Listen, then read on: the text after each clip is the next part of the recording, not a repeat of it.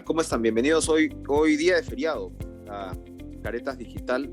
Aprovechemos también para poder mirar nuestros horizontes desde una perspectiva más amplia, tanto hacia adelante como hacia atrás, pero sin duda un momento de la coyuntura que muchos, desde muchas tendencias además y desde una suerte de país, si se quiere, de centro, en algunos momentos se llama mayoría silenciosa, se preguntan qué está pasando con una movilización que pueda ser más contundente frente a un gobierno, pues que hay que decirlo, hace agua por todas partes, ¿no? Por supuesto, su capacidad de gestión y el retroceso que eso significa para el Estado peruano y lo poco o mucho que se pudiera haber ganado en los últimos años, hasta, por supuesto, casos de corrupción claramente establecidos en el entorno del presidente de la República y que alcanzan, pues, muy probablemente al propio presidente. A pesar de eso, como introducción, pues tenemos una calle que prácticamente no se mueve y eso puede tener muchas formas de explicarse, pero una buena forma de poder entender nuestro presente es mirar a nuestro futuro más allá y sobre todo a nuestro pasado, perdón, que va más allá y sobre todo al pasado más inmediato. Este es un libro muy interesante, La condena de la libertad, que se ha publicado recientemente por Crítica, pues División de Planeta, con la Universidad del Pacífico. Los editores son Paulo Drinot y Alberto Vergara, que tienen además eh, ensayos bastante interesantes que van prácticamente desde la época de la colonia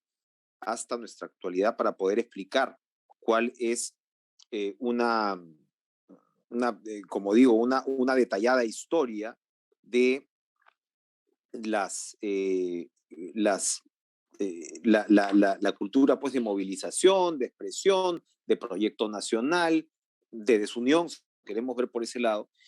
Y uno de los ensayos importantes aquí es el de Eduardo Darllán, del Triángulo sin base a la antipolítica, inclusión, articulación y movilización política en el Perú.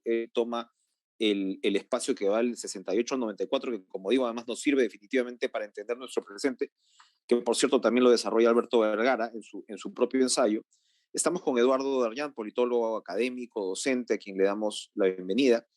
Y yo quería, Eduardo, comentarte, darte las gracias por estar con nosotros, pero ¿cómo marcas, ¿no? esta historia, ¿no? De nuestra inclusión, articulación, movilización política y todo lo contrario también en los últimos años, a partir de estas cuatro grandes estacas, ¿no? Que son reforma agraria, violencia política, hiperinflación y reforma de mercado? Tú los calificas en realidad como cuatro bombazos, que incluso dos de ellos llegan de manera paralela, ¿no? Que creo que sería el tema de violencia política e hiperinflación. Y cómo esto de alguna manera te marca el derrotero. Es muy sugestivo, además, el paralelo que haces con un gobierno militar eh, con, a diferencia de otros, ¿no? Con aspiraciones inclusivas, pero al mismo tiempo limitantes en la participación política, cómo se les crea una suerte de Frankenstein, ¿no? Alimentan esas organizaciones que ayudan a sacarlo del camino y con lo de Fujimori podríamos marcar casi un contraste a la inversa, ¿no? Que va y que tiene que ver ya con, en fin, estas reformas de mercado y esta crisis de partidos que en realidad de la cual nunca salimos. Y eso tiene una influencia directa. Lo primero que te quería preguntar para luego entrar hacia el contenido del ensayo es cómo tú vincularías esto con lo que concluyes con la situación actual, si lo tuvieras de alguna manera que resumir. Creo que en el Perú hemos hablado mucho de la democracia sin partidos, la gente dice, la solución a esto es que haya partidos, ¿no? Como quien le diga a un enfermo, ¿no? La solución es que te cures, pues. No Sí, es tan claro, fácil, claro. ¿no? Uh-huh. Y creo que lo que el ensayo intenta mostrar, dialogar con el lector, es que no hay que ver nuestra actual desarticulación y ausencia de movilización como algo que tiene que ver solamente con el trauma de la caída de los partidos de los 80, ¿no? Ni con el fujimorismo, sino con que, a diferencia de otros países de la región, aquí nos pasaron eventos muy duros para desarticular lo que puede ser una movilización política, ojo, desde la base para arriba, izquierda, ¿no? Pero también conservadora, no hay partidos de derecha agrarios en el Perú con capacidad de articularse en el territorio, ¿no? Entonces, el vínculo que se hace es, pongamos un momento en pausa lo que pensamos y creemos de los 90 en adelante, y veamos cómo la reforma agraria rompió élites agrarias, ¿no? A los grandes terratenientes, a los que tenían cierta articulación política que se representaba en los congresos anteriores al golpe de Velasco, quebró mucho de esos espacios, a la par que fomentó la movilización. Entramos a los 80 en un momento en que tú lees la literatura sobre el Perú y se recalcaba ese aumento de la movilización, casi como diciendo los diagnósticos de Burricó, de Kotler, eran exagerados, comenzaba a haber articulación desde la base hacia arriba, ¿no? Ha cambiado el régimen, llega la violencia y llega la crisis económica que debilita pues todo tipo de organización social, civil, sindicatos. Todo eso se ve golpeado por una violencia que rompe, quiebra vínculos, desarticula, radicaliza, tiene otros efectos también sin duda, ¿no? A la par que la crisis económica le quita fuerza a la tasa formal del país, ¿no? Al empleado formal, a los sindicatos, a la actividad formal, incrementa la informalidad. Y el modelo que viene después es un modelo que se surge por oposición a esa movilización, a esos partidos. Es un fujimorismo que usa otros recursos para articularse en el territorio, militares, aliados, ¿no? Que va cambiando de partido de vez en vez, no construye partido, no era su interés construir partido, a la par que las medidas de reforma de mercado, más allá de sus éxitos o fracasos en otros ámbitos, en el tema de la articulación, termina de quebrar a muchos de estos otros sectores que en otros países han mantenido articulación, grupos agrarios, sindicatos, los termina de golpear y instala de alguna manera esta idea de que la política no hay que hacerla desde lo anterior. Lo que es interesante, y con eso termina el ensayo, es que Tito Flores Galindo, parado en 1989, viendo la enorme crisis, dice, para salir de esto hay como que tres caminos, veía él, ¿no? Un golpe militar a la antigua que corte la inclusión y excluya, ¿no? Una reforma centrista de partidos de arriba hacia abajo, como ha pasado otras veces en el Perú, ¿no? Debería estar pensando seguro en Acción Popular, el APRA, algo así, o algo que surja de la base, que era pues su sueño, su interés, algo más de izquierda, ¿no? Que articule y que democratice la sociedad. Y dice, veo como que tres caminos, pero ninguno es claro. En un ensayo muy interesante. Lo que yo digo es que lo que surge es diferente, es como que es muy difícil la ciencia ficción, pues porque finalmente las computadoras no ocupan un cuarto entero como en la ciencia ficción de los años 30, ni los carros vuelan, ¿no? Un poco lo que uno ve hacia adelante es lo que conoce, y lo que sale es algo distinto, es un fujimorismo que tiene de régimen militar, pero también tiene de incorporación, ¿no? Es un régimen, es un régimen que se opone a los partidos de los 80 y los llama argolleros, que solo se vinculaban al sector formal, y el fujimorismo se presenta como una oferta política para lo que tiene que ver con la legalización de tierras, un montón de cosas que más bien apuntan a una sociedad desarticulada, informal, y la refuerzan, ¿no? Entonces, esos cuatro fenómenos ayudan a entender el páramo organizativo que hay posterior, que cuando cae el fujimorismo no surge nada nuevo, y a diferencia de América Latina, donde tienes, sí, pues un mayor debilitamiento de partidos, pero sí formas de articulación, aquí no se ha recuperado, ¿no? Me parece que hay una sociedad civil, una sociedad conservadora, una sociedad de izquierda, todas muy desarticuladas y débiles, ¿no? Entonces así lo vincularía con el momento actual, digamos. Otro punto de encuentro que uno observa con el ensayo es, por ejemplo, claro, el velasquismo, como lo repites, además, negar la influencia sísmica, ¿no? del velasquismo en la sociedad peruana es iluso, porque se plantan más allá de los resultados económicos, etcétera, se plantan muchas semillas políticas y culturales que se sienten hasta el día de hoy. Se sienten en el discurso de defensa de Castillo, por más manipulado que esté, pero es evidente, ¿no? Que al menos el primer Aníbal Torres lo entiende para poder, como digo, manipularlo como quieras, pero claramente está ahí. el tema refundacional, lo que acaba de decir Torres, que no hay ricos en la cárcel, son solamente pobres en la cárcel, en fin, hay mucho de eso que, claro, sobre todo, como dices, en la primera fase de Velasco se siente ese proyecto desarrollista, integrador, nacionalista, pero uno se pregunta si también ahí están las semillas de la desarticulación política. Lo que se va sintiendo a lo largo también del ensayo es cómo en el Perú hay una dificultad muy grande para establecer, digamos, articulación de centro, ¿no? Para expresar el centro, ¿no? Y de hecho es interesante cuando dices que Alan García en su primer gobierno, no hablemos del gobierno, hablemos de la candidatura, él cómo vende al final la idea del centro en un país polarizado, ¿no? Y quizás en el post-fujimorismo, de alguna manera eso, con el famoso mal menor, se iba imponiendo, ese centro al final, ¿no? Pero de ahí el centro no tiene en el ensayo se ve que el centro, hay muy poco de esa representación. Quizás eran otros tiempos, quizás las reivindicaciones eran distintas, en fin, los porcentajes en los cuales se divide la población también, pero no es interesante esa falta de formación de un centro político. Sí, es muy interesante, no lo había pensado de esa manera, el ensayo, pero sí de alguna manera la caída de partidos políticos son los que te ayudan a aglutinar a veces. Claro, ellos aspiran a ser centro, ¿no? O por lo menos son escenario de construcción de centro, ¿no?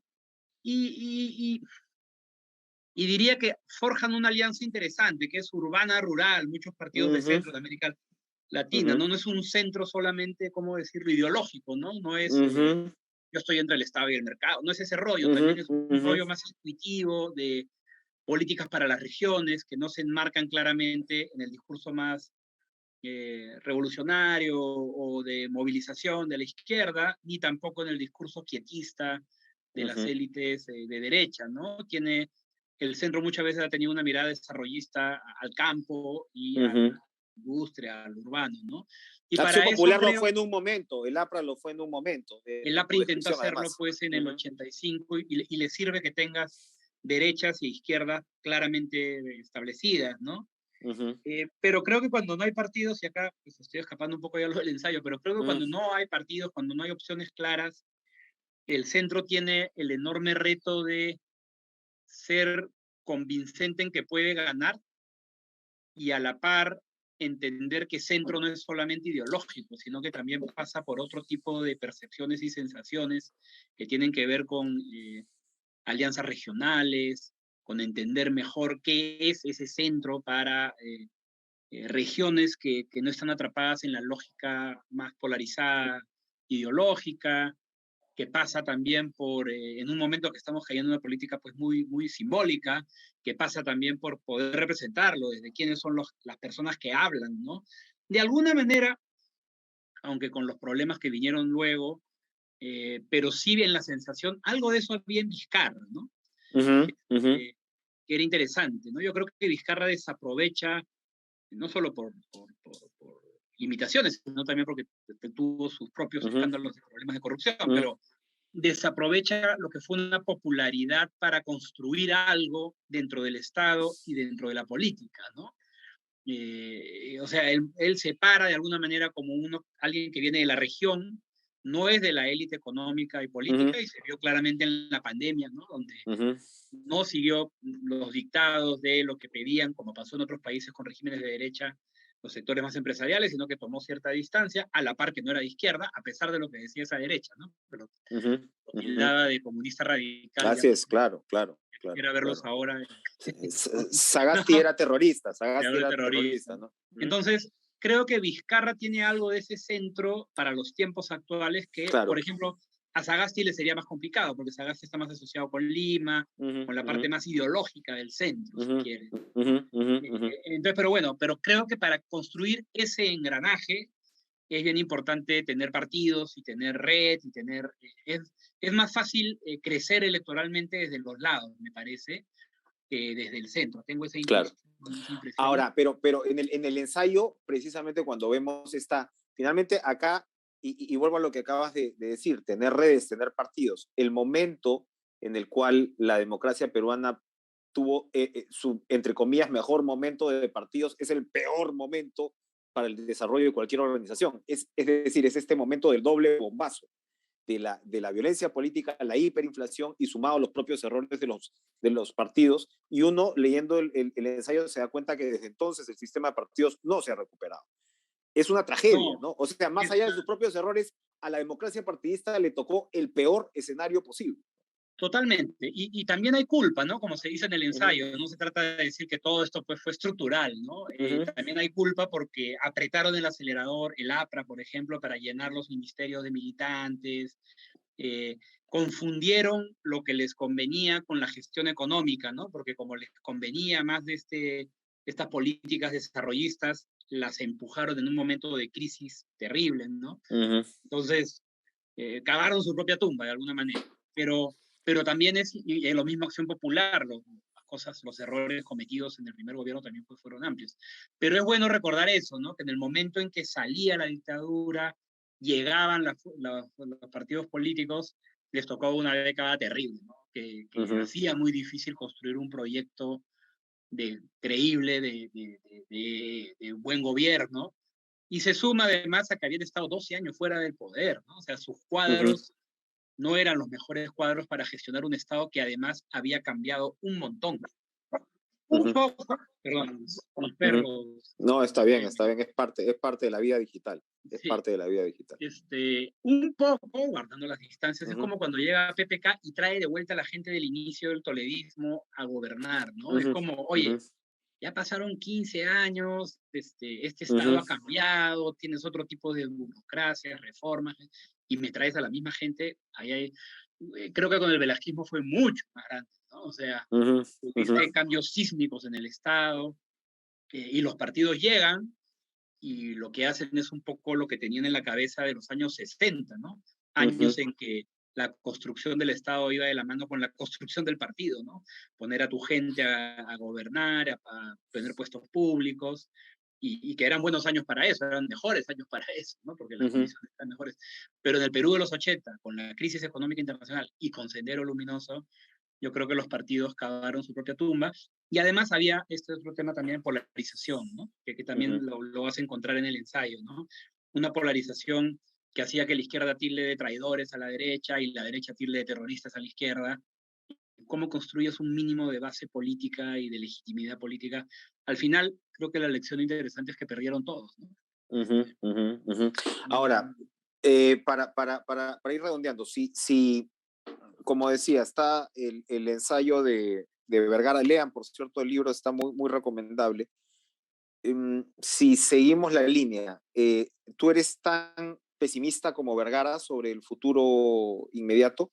O sea, Vergara lo que nos dice con alguna razón es, bueno, esto ya se ha construido en una especie, lo que era una vida política se ha construido en un negociado, ¿no? O sea, todo está alrededor del business y el negocio que tiene que ver, es de alguna manera también un colofón con lo que vimos en el 2000, ¿no? Y entonces, claro, así es prácticamente imposible. Acabas de describir una posibilidad que hubo o que encarnó Vizcarra en su momento, que decepcionó, y que quizás fue el último punto donde vimos que la calle salía, ¿no? En el episodio Merino de Lama. Y ahora aparece esta especie de parálisis de la sociedad, mientras evidentemente nuestra situación institucional se deteriora. ¿Eres pesimista con respecto al futuro?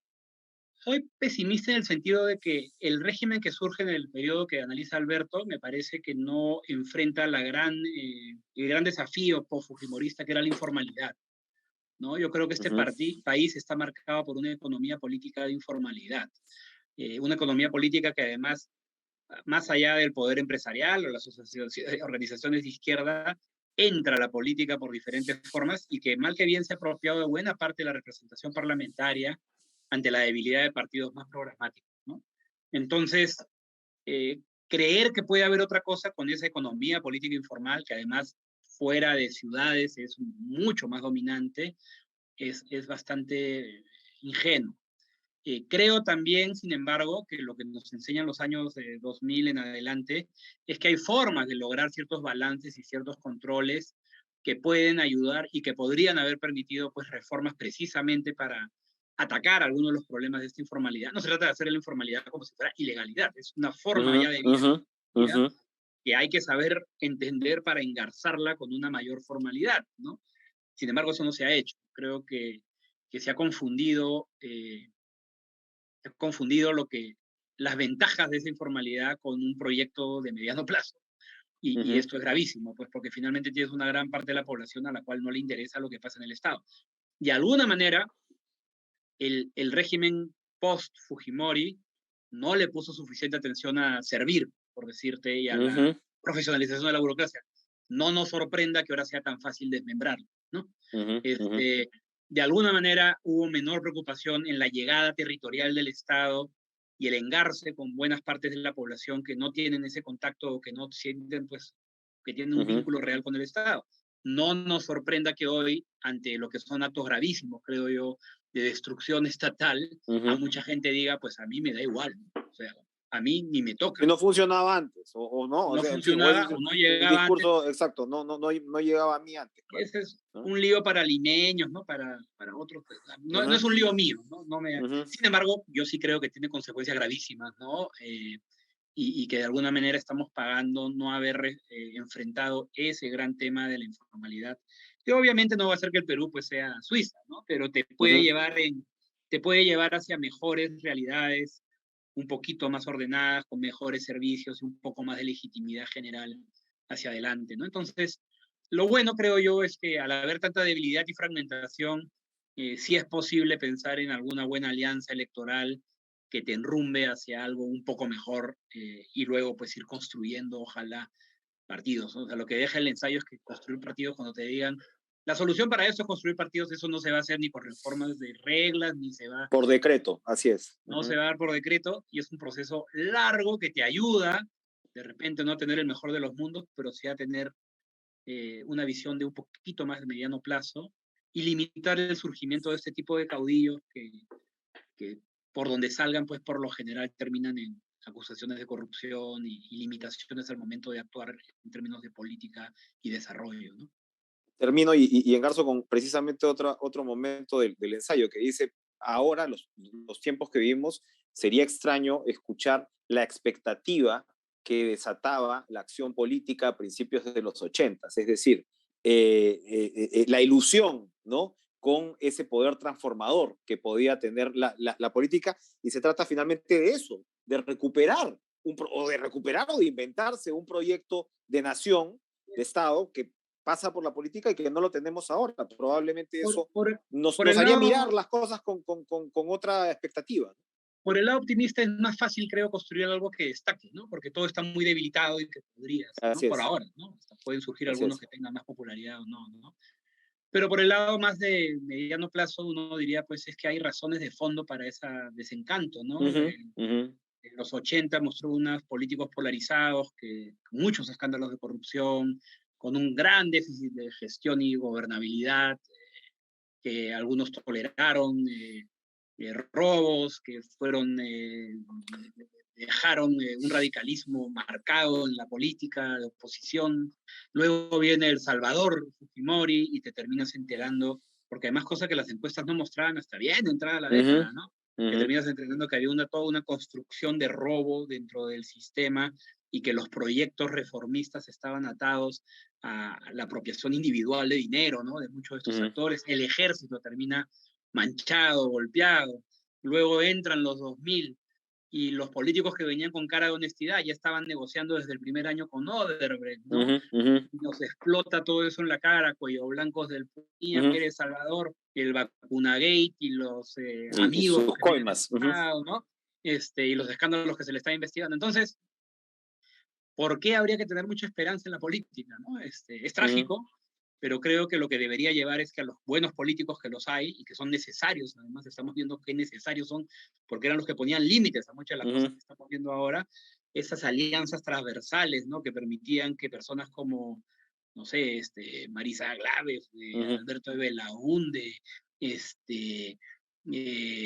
Mesías Guevara, diferentes políticos que juegan o que tienen intereses diferentes, posiciones diferentes, pero que pueden articular una defensa de ciertas cosas que son razonables, y se vuelva a formar, ¿no? Y creo que eso pasa necesariamente por alianzas electorales en distintos espacios ideológicos, ¿no? Para que compitan por recuperar esa representatividad y lentamente, ojalá, hacer algo contra este país enormemente informal que no va a dar para mejorar, dar condiciones de desarrollo y bienestar en el mediano.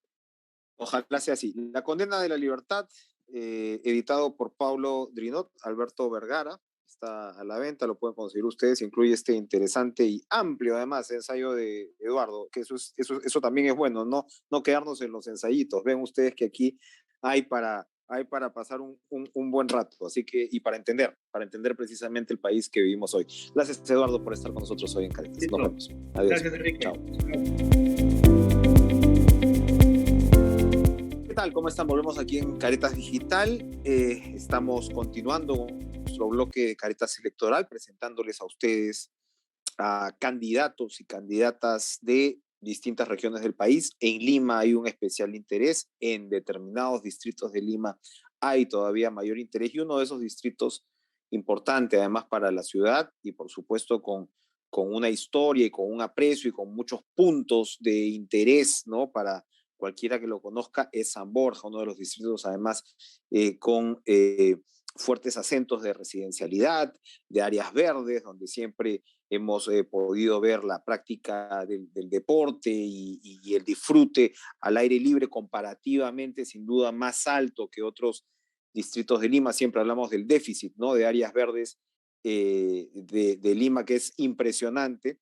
No sé si San Borja se acerque pues a estándares internacionales, pero sin duda creo que dentro de Lima es un distrito donde se aprecia mucho este factor y que sin duda los vecinos quieren no solamente que sean mantenidos, sino mejorados. Y por supuesto, con el resto de desafíos que un distrito como este confronta. Vamos a conversar con el candidato por Somos Perú a la alcaldía de San Borja, José Valdés, a quien le damos la bienvenida. ¿Cómo está, candidato? Gracias por estar con nosotros hoy.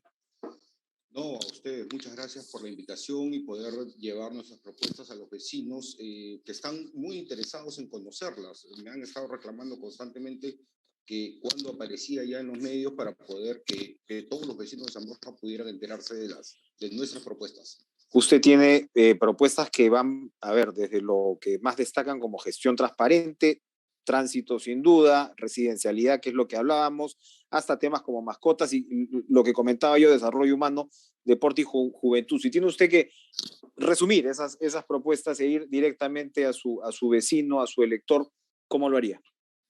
Yo te diría que el principal problema, y creo que ustedes también lo tienen claro, es el de seguridad. La gente en San Borja está muy preocupada, muy estresada con el tema de seguridad. Y entonces ese es nuestro principal eje en el que tenemos que desarrollar y que tenemos que dedicarnos los primeros 3 meses o 6 meses a darle la tranquilidad al vecino de que estamos patrullando la ciudad, que hemos conseguido contratar más serenos y que tenemos una gestión eficiente, eficaz y con tecnología, aplicando tecnología para poder, digamos, llegar a todas las partes del distrito, ¿no? Hay algunas partes más cuidadas que otras y eso reclaman mucho los vecinos. ¿Cuántos serenos hay ahora y cuántos se quiere contratar? Tenemos, el otro día justo estuve conversando con el gerente de seguridad humana que se llama así en San Borja y me decía, tenemos unos 620 y tantos serenos, 624 si mal no recuerdo la cifra exacta, pero tenemos que llegar como a 800, que ese es el mínimo que debería tener San Borja para poder cubrir todo nuestro distrito, todo el área de nuestro distrito, pero además que se sienta la presencia. Una de las cosas que debería hacer el serenazgo, y esa es la principal función, es ser disuasivo. Si tú tienes patrullaje, entonces el ladrón va a decir, oye, probablemente en San Borja no es bueno robar porque me van a capturar. Eso, más las cámaras de seguridad bien controladas, con personal que tenga, justamente el otro día, como te decía, estaba conversando con él, me decía, tenemos felizmente en San Borja personal con mucha experiencia en el tema de manejo de cámaras. Entonces, eso también es una ventaja con respecto a otros distritos. Y el otro tema es tener motos. En San Borja, por el tráfico que hay a veces, es difícil llegar con vehículos. Entonces, con motos creo que podemos llegar a más rápidamente a los lugares. Y el otro tema novedosísimo es el tema de los drones. Los drones nos permiten llegar muy rápido a lugares donde probablemente con una moto, hasta con una moto sea difícil, y nos permiten cubrir más área de terreno desde una altura de 70, 80 metros, ¿no? Usted hablaba ahora mismo de una San Borja, digamos, heterogénea, irregular, con zonas más atendidas que otras. ¿Cuáles son las zonas más complicadas ahora mismo de San Borja en términos de seguridad? Y en todo caso, ¿usted estaría proponiendo una incursión más frontal, más específica en esas zonas? ¿Cuáles son estas zonas? Mira, efectivamente las zonas colindantes, las zonas fronterizas de San Borja son las más complicadas. Las que tenemos en frontera con La Victoria, con San Luis y con Surquillo. Son las zonas más vulnerables por la cercanía probablemente a estos distritos donde hay más delincuencia, ¿no? La delincuencia en San Borja no es endémica, no es que de aquí salen personas a robar, vienen de otros distritos y normalmente roban en estas periferias o en el cerca al óvalo de la Javier Prado también. Entonces, esas zonas es donde tenemos que cuidar más y tenemos que patrullar más y tenemos que poner más empeño en que haya una eficiente gestión del patrullaje, ¿no? Por un lado. Pero por otro lado, el otro día hemos tenido varios casos de robos en un sector, en el sector 4 de San Borja. Ya se ha controlado un poco, pero ¿cómo así? Han usado inteligencia, o sea, digamos, no es un tema de mandar a patrullar todo el distrito de la misma forma, sino efectivamente teniendo en claro que hay una incidencia en ciertos sectores más que en otros, allí es donde tenemos que concentrar nuestras fuerzas. Y lo han hecho eficientemente para mí y han reducido la cantidad de incidentes de seguridad en este sector de San Borja, que es un sector medio, no es un sector fronterizo, pero que se está viendo afectado por básicamente arrebatos, ¿no? Arrebatos de celular y todas estas cosas que afectan a toda la ciudad en general, pero que en San Borja, como te digo, la gente está muy preocupada y muy estresada. Ha habido casos de robos con pistolas también, o sea, digamos, no es una delincuencia menor la que viene aquí al distrito. ¿Cómo les va en términos de recaudación? Y en todo caso, ¿qué propone usted como manejo de presupuesto? Nos ha hablado ya de un tema tan importante como seguridad, pero usted tiene el planteamiento de más obras físicas, de infraestructura, en todo caso, ¿cuáles serían? Y si el presupuesto se lo permitiría. Mira, San Borja tiene en promedio 120 y tantos millones de presupuesto. La persona aquí es un vecino puntual, es un vecino que paga, es un vecino responsable, y eso es algo de lo que tenemos que, diría yo, jactarnos, porque es un vecino comprometido con su distrito. Pero efectivamente, yo creo que faltan algunas obras que hay que hacer. Mejorar pistas, porque hay algunas que están muy bien, pero otras que están bastante deterioradas y con bastantes años. Frente a mi casa tengo un área de pista que está muy deteriorada y desde hace muchos años, unos 12 años por lo menos. Entonces yo digo, ¿por qué eso no se ha atendido en todas estas gestiones anteriores? Entonces, mejorar pistas es algo que reclaman los vecinos en muchos sectores de San Borja. Veredas, en parques, por ejemplo, hay parques que justo el otro día estuve en el Parque Juan Gris, mucho adulto mayor circula por ahí, salen a pasear o tienen que salir a comprar y hay veredas rotas. Entonces yo le digo, vecino, si usted se cae aquí va a tener un problema, definitivamente va a tener un problema con un hueso, con una lesión que le puede llevar hasta la cama, y eso adulto mayor lo puede complicar. Entonces, eso, o sea, dedicarnos a mejorar la infraestructura que hay en este momento, más allá de plantear grandes obras, pero sí, por ejemplo, tenemos que hacer también casas del adulto mayor para que ellos puedan, en San Borja tenemos mucho adulto mayor, ¿no? O sea, casi un 20%, entonces tenemos que darle facilidades, tenemos que darle servicios orientados allá. Todos vamos a ser adultos mayores y todos vamos a querer tener un distrito o servicios que nos brinden un distrito digamos, adecuados y con facilidades, ¿no? La casa que tenemos del adulto mayor en este momento no cumple, creo, con todas esas facilidades y con todas esas especificaciones que se especifican ya en la ley del adulto mayor, ¿no? Y que tienen que ser cumplidas obligatoriamente. Para terminar, San Borja es un distrito que pasa también por presiones para modificar su zonificación. ¿Va a defender usted la residencialidad del distrito y en todo caso, cómo lo va a hacer? Mira, ahí hay una cosa que es muy importante y es la participación del vecino en las consultas para definir si se modifica o no se modifica una zona. O sea, aquí el problema es que a veces los alcaldes creen que el distrito ya es suyo y pueden implementar o pueden hacer obras o cambios de zonificación a su libre albedrío, y no es así. El vecino tiene que participar. En mi gestión, los vecinos serán importantes en esta toma de decisiones. Si se ve, si se quiere modificar alguna zonificación, perfecto, pero con 2/3 de los vecinos que apoyen mayoritariamente este cambio. Los vecinos están cansados de toda una serie de gestiones en las que se han ido modificando alturas y parámetros y no les han consultado. Ellos me dicen, oye, pero ¿cuándo por acá ha pasado un sectorista a consultarme? ¿No? Entonces, y eso de la mano de relanzar, promover más la participación en las juntas vecinales. Las juntas vecinales son muy importantes para este intercambio de ideas entre los vecinos y la autoridad municipal y el consejo municipal. Bien, José Valdés, candidato de Somos Perú a la alcaldía de San Borja. Suerte entonces en lo que queda de campaña. Este es el mes definitivo y suerte pues en el día de las elecciones. Gracias por estar con nosotros hoy en Caretas. Muchas gracias a ustedes. Gracias. Hasta luego. Gracias.